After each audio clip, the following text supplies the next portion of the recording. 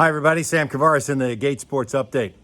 So the Jaguars finished the season coming up Sunday against Indianapolis, and the game was moved back to 4:25, as you know, because of the implications of the playoffs. They don't want people knowing what's going to happen, so they're trying to play all these games at the same time. And the Jaguars game does have some implications, at least for the Colts and for the rest of the division and for the AFC as well. But this is the last time that this team obviously will play together, as they will either finish 6-10 or 5-11. Certainly not the kind of year that they expected, and very similar to last year, except you can't look at the number of injuries they had in 2018 and compare that to 2019. They just didn't perform this year, and certainly when you look at their defense, they've given up well over 400 yards. They've given up over 500 yards last week against Atlanta in the loss up there. This is a football team that I think has got a personnel issue for the scheme they're using.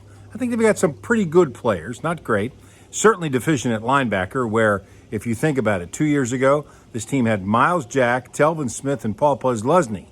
None of those players have been playing here in the last couple of weeks, and certainly Posluszny 2 years gone, and now Smith is a full year gone. So this is a very different kind of football team. 8 of the 11 starters on defense are different than 2017, and the results certainly reflect that. They couldn't stop the run, and Todd Wash's defensive scheme, which basically was predicated on attacking in the gaps, doesn't work for the personnel he has.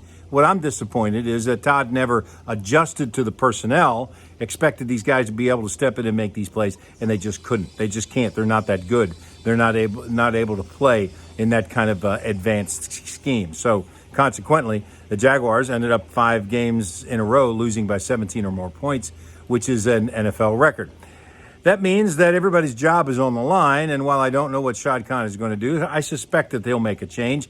He gave us a hint when he talked about Tom Coughlin's situation, and he said, look, I had already made a determination to make this move at the end of the season, but I felt like it was the right thing to do now. So he's had change on his mind for a while, which means that he's looking for new management.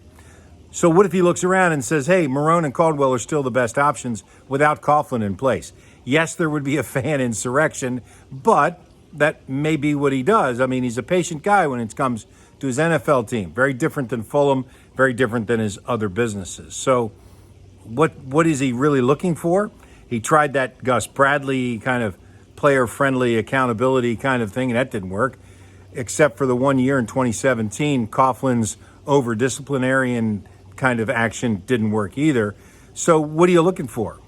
Personally, Shad's going to spend whatever money it takes, and it wouldn't surprise me, and I'd like to see him spend whatever money it takes to get a guy like Mike McCarthy, like Ron Rivera, who comes in and completely changes what the Jaguars are thinking about in terms of how they're accountable to the coaches, to themselves, to the fans, to the entire operation. And they start looking for players that have that kind of character that Calais Campbell has, that Paul Posluszny had, that for a while Telvin Smith had. You know, those are the kinds of things that I think make the difference. And that's what you could see the hallmark of those.